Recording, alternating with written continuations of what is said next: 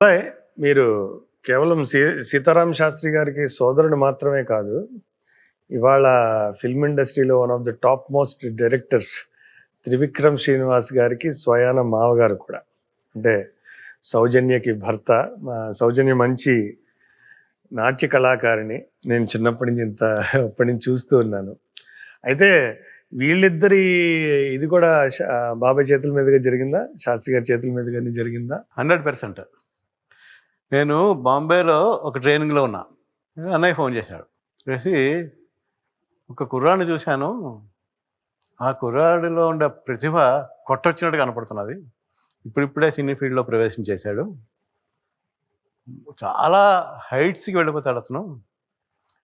ఆ ముఖంలోనే ఆ వర్చస్సు, ఆ మాటలో అతను రాసేటువంటి మాటల్లో ఉండేటువంటి పదును చూస్తే నాకు చాలా నచ్చింది.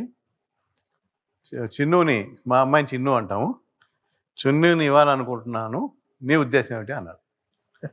నీకు నచ్చింది కదా అన్న. నాకు నచ్చింది. జాతకం చూపించావా అన్న. చూపించాను. చాలా బాగుంటుంది వీళ్ళిద్దరి మధ్య జోడి అని. మరి ఇంకా ఆలస్యం ఎందుకు, నీ ఇష్టం అంతే. అయితే అంటే అప్పటికి ఇంకా అన్నయ్య కూతురికి ఇంకా అంటే లలితకి ఇంకా పెళ్లి కాలే. అందుకని లలిత పెళ్ళి అయ్యే వరకు ఆగవలసి వస్తుంది అని మేము ఇద్దరం అనుకుంటే, శ్రీనివాస్ కూడా అదే అన్నాడు. నాకు కూడా టైం కావాలి, నేను ఇంకా పూర్తిగా సెటిల్ అయినట్టు కాదు, నాకు కూడా టైం కావాలి అన్నారు. అంటే అప్పుడు ఫార్మల్ పెళ్లి చూపులు ఎప్పుడు చూసాము, లలిత పెళ్లి నుంచి వెనక్కి వస్తూ వెళ్ళాం వాళ్ళ నాన్నగారిని కలవడానికి. అది కేవలం ఫార్మలే. ఎందుకంటే అది డిసైడ్ అయిపోయింది, వాళ్ళిద్దరూ ఇష్టపడ్డారు. వాళ్ళ నాన్నగారు కూడా అభ్యంతరం చెప్పారు. నీకు ఎవరైనా నీకు ఇష్టపడితే నాకు ఇష్టమే అని వాళ్ళ నాన్నగారు కూడా క్లియరెన్స్ ఇచ్చేశారు. కానీ ఒకసారి వెళ్ళాలిగా, ఆడపిల్ల తండ్రిగా మేము వెళ్ళాం అనమాట. నేను అన్నయ్య వెళ్ళాము. వెళ్ళి వాళ్ళ యొక్క భీమవరంలో వాళ్ళ ఇల్లు, వాళ్ళ ఫ్యామిలీ అంతా చూసి ఇలా ఫార్మల్గా ప్రపోజ్ చేశాను. అప్పటికి త్రివిక్రమ్ శ్రీనివాస్ గారి జర్నీ మొదలైపోయిందా రచయితగా? అయిపోయింది. అప్పటికి వరుసగా 3 సార్లు ఆయనకి ఇది వచ్చేసింది, ఇది నంది అవార్డు సంభాషణ రచయితగా. మా అమ్మాయి పెళ్ళి, ఆయన ఫస్ట్ డైరెక్షను సినిమా విడుదల అవ్వడము పక్క రోజులు. ఏ సినిమాది? నువ్వే నువ్వే అక్టోబర్ 11 అనుకుంటాను. పెళ్ళి 10 లేకపోతే 10 పెళ్ళి 11 రిలీజ్ అయింది. అలా జరిగింది. ఓకే. సో మొత్తానికి అది కూడా శాస్త్రి గారి చేతుల మీద జరిగింది. అన్నయ్యకి విపరీతమైనటువంటి ఆ ప్రతిభ పట్ల ఆరాధన. అన్నయ్య ప్రతిభ పట్ల త్రివిక్రమ్కి ఎంత ఆరాధనో అంతకంటే మించిన ఆరాధన త్రివిక్రమ్ ప్రతిభ పట్ల, త్రివిక్రమ్ వ్యక్తిత్వం పట్ల. త్రివిక్రమ్ కూడా మళ్ళీ ఒక రేర్ జ్యువెల్, మనకి దొరికేటువంటి వజ్రం అనమాట. అది ప్రతిభ ఉన్నవాళ్ళు చాలామంది ఉంటారు, కానీ ఆ ప్రతిభకి వన్నె కలిగించేటువంటి వ్యక్తిత్వం ఉన్నవాళ్ళు తక్కువ ఉంటారు. ముఖ్యంగా ఈ సృజనాత్మకత ఉన్న వాళ్ళకి అనేక రకాలైనటువంటి కోణాలు ఉంటాయి, బలహీనతలు ఉంటాయి, యాంగులారిటీస్ ఉంటాయి.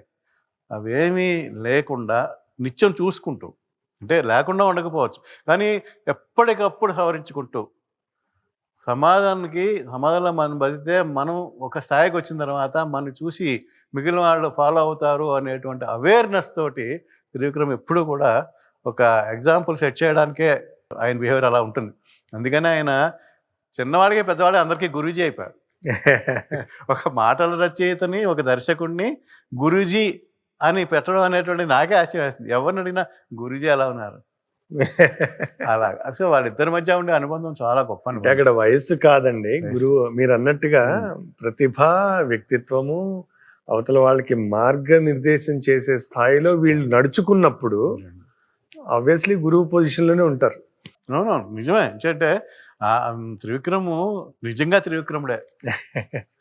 ఆయన ఎంఎస్సి న్యూక్లియర్ ఫిజిక్స్లో గోల్డ్ మెడలిస్టు, సైన్స్లో కానీ లేకపోతే మ్యాథమెటిక్స్లో కానీ అంత ప్రతిభ ఉన్నవాడు, యువతల ఈ సృజనాత్మక ఫీల్డ్లో కూడా అంత ప్రతిభ ఉన్నవాడు. ఒక రేర్ కాంబినేషన్ అది. అన్నయ్య ఎలా అయితే is a great combination of a great logician and philosopher and also a poet. సాధారణంగా ఎలా ఉంటాడు, భావుకుడు. ఆ భావుకత్వంలో అన్ని రకాలైనటువంటి లాజిక్లు, ఇవన్నీ ఫిలాసఫీలు అన్నీ పోతాయి, మాయమైపోతాయి. కానీ ఎప్పుడూ అన్నయ్య లాజిక్ మారలేదు, వేదాంతము, ఆయన తాత్వికత మారలేదు. ఇవి రెండు, ఇది ఇంత పెద్ద రేర్ కాంబినేషన్ అనేది నేను అన్నయ్యలోనే చూశాను, ఇంకెవరిని చూడలేదని కూడా నేను అనుకుంటాను. అలాగే త్రివిక్రము ఈ రెండు, ఒక సైన్సు, ఆర్ట్స్, ఇవి రెండు ఒక శిఖరాయమానమైనటువంటి కలయికలో త్రివిక్రమ్ కనపడతాడు నాకు. బా. అంతేకాకుండా ఎంత వినమ్రంగా ఉంటాడంటే మామగారుకి ఇవ్వాల్సినటువంటి రెస్పెక్ట్. ఆయన ఎప్పుడు కూడా ఆ స్థాయిని, ఆ అంతరాన్ని, మామగారు అల్లుడు మధ్య ఉండాల్సినటువంటి అది ఎప్పుడూ అతను మెయింటైన్ చేస్తాడు. నేను ఈరోజు సెలబ్రిటీని అని ఎప్పుడూ ఆ కుటుంబంలో, నా దగ్గర కాదు, కుటుంబంలో ఎవరి దగ్గర కూడా అతను ప్రదర్శించాడు. అంత గొప్ప వ్యక్తిత్వం అతను. ఎక్సలెంట్. సీతారామ శాస్త్రి గారికి త్రివిక్రమ్ శ్రీనివాస్ గారు కూడా అల్లుడే. అంతకు మించిన ఏదో సంబంధం ఉంది వాళ్ళిద్దరి మధ్య, అంటే కళాకారులుగా. త్రివిక్రమ్ శ్రీనివాస్ గారి మాటల్లో ఒక అనిర్వచనీయమైనటువంటి ఒక ఆరాధన, మీరు అన్నట్టుగా ఆ గౌరవం శాస్త్రి గారి మీద కనిపిస్తుంది. వాళ్ళిద్దరి మధ్య ఆ బాండింగ్ గురించి ఏదైనా చెప్తారా? త్రివిక్రమ్ అన్నయ్యతోటి నేను కూడా గడపనన్ని ఎక్కువ రాత్రులు గడిపాడు. అన్నయ్య పాటలు, ఆయన పాట రాయించుకోవడం ఒక మిషగా వచ్చినప్పటికీ కూడా అన్నయ్య పాటలు, రకరకాల పాటలు అన్నయ్య పాడడము, దాని మీద విశ్లేషణలు, సంభాషణలు రాత్రులు గడిచిపోయి. అందుకనే త్రివిక్రమ్ అప్పుడప్పుడు అన్నయ్య పాటల విశ్లేషణ చూస్తే చాలా ఆశ్చర్యం వేస్తుంది. ఎంత లోతుగా విశ్లేషణ చేస్తాడో చెప్పడం. అట్ ది సేమ్ టైం అన్నయ్యని బాగా ప్రొటెక్ట్ చేసిన వాళ్ళలో త్రివిక్రమ్ ఒకడు. అన్నయ్య మీద ఏగ వాడడానికి వీల్లేదు, ఎవరైనా హరే. ఆ రకమైనటువంటి ప్రొటెక్షన్, పైగా ఎప్పుడు బయటికి అలా కనపడ్డు. శాస్త్రి గారిని బాగా పరిరక్షిస్తాడు, ప్రొటెక్ట్ చేస్తాడు అనేటువంటి ఫీలింగ్ ఎవరికి, ఇంట్లో వాళ్ళకి కూడా కలగదు. కానీ నిరంతరము అన్నయ్యకి ఏం కావాలి, అన్నయ్యకి ఎలా కంఫర్ట్ ఇవ్వాలి, చాలాసార్లు చెప్పేవాడు. మీరు పాటలు రాయడమే మీ పని, మిగిలిన ఏవి కూడా మీరు పట్టించుకోవద్దు, మేము అందరం ఉన్నాం అని అన్నయ్యకి ఆ భరోసా కూడా అన్నయ్య ఇచ్చేవాడు. నాకు ఏ రకమైనటువంటి అసౌకర్యం కలగడానికి వీల్లేదు.